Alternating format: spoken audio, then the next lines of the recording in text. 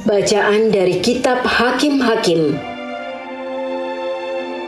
Pada waktu itu, hiduplah seorang dari kota Zora, dari keturunan Dan, namanya Manoah. Istrinya mandul, tidak beranak. Sekali peristiwa, malaikat Tuhan menampakkan diri kepada perempuan itu dan berfirman kepadanya, "Memang engkau mandul, tidak beranak, tetapi engkau akan mengandung dan melahirkan seorang anak laki-laki.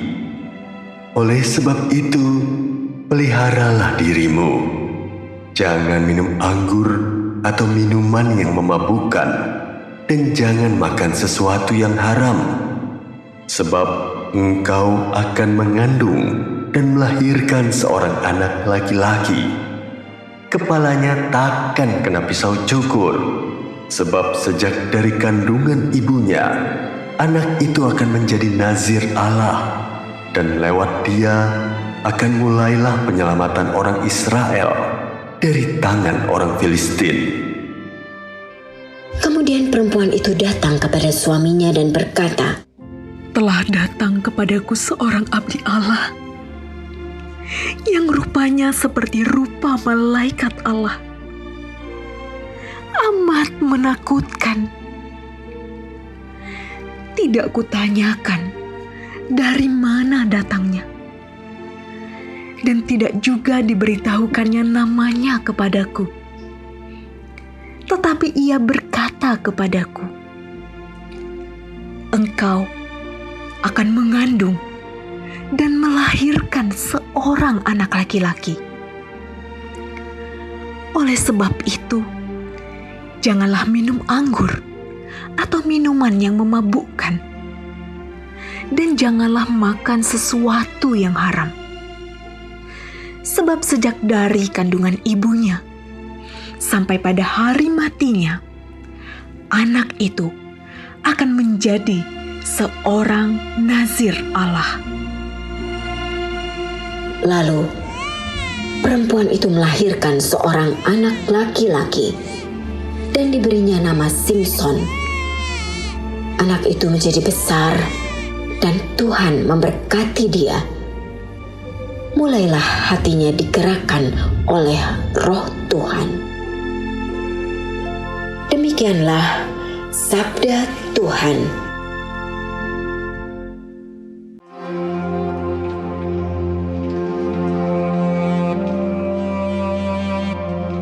Inilah Injil suci menurut Lukas.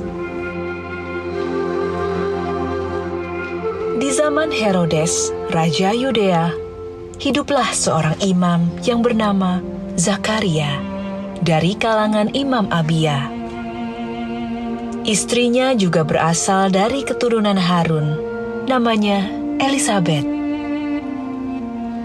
Keduanya hidup benar di hadapan Allah dan hidup menurut segala perintah dan ketetapan Tuhan dengan tidak bercacat.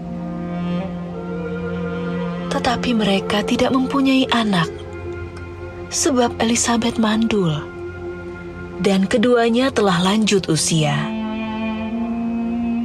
Sekali peristiwa, waktu tiba giliran kelompoknya, Zakaria melakukan tugas sebagai imam di hadapan Allah.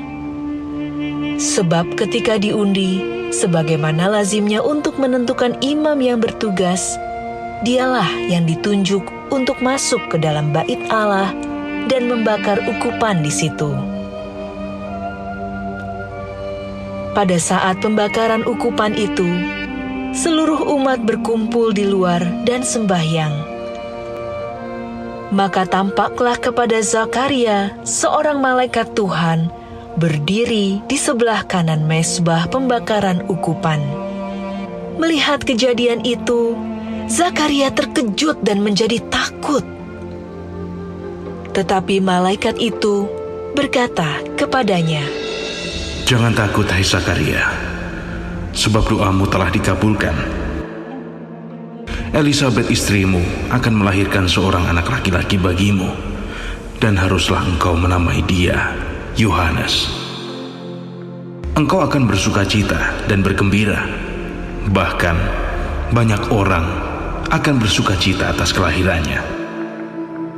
Sebab ia akan besar di hadapan Tuhan, dan ia tidak akan minum anggur atau minum minuman keras. Ia akan penuh dengan Roh Kudus mulai dari rahim ibunya. Ia akan membuat banyak orang Israel berbalik kepada Tuhan, Allah mereka.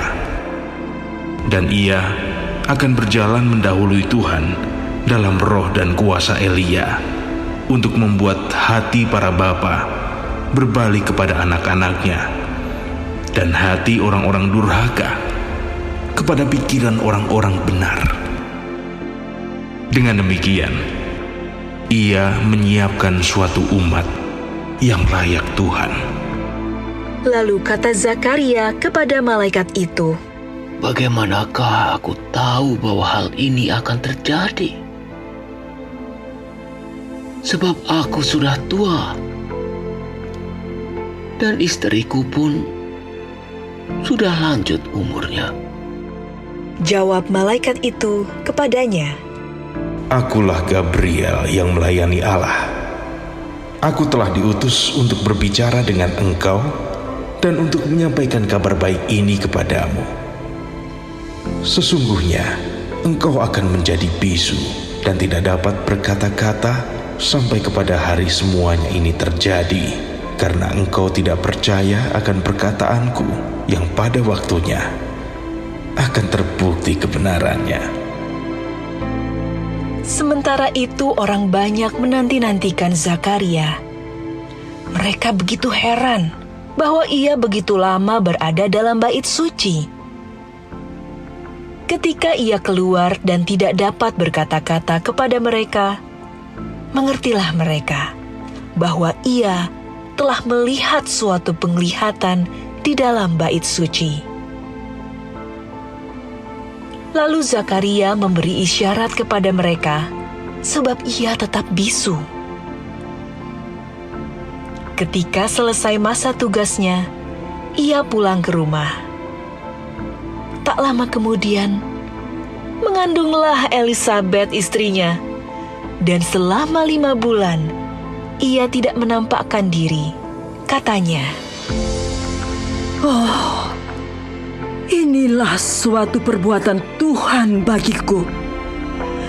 Sekarang ia berkenan menghapuskan aibku di depan orang. demikianlah sabda Tuhan.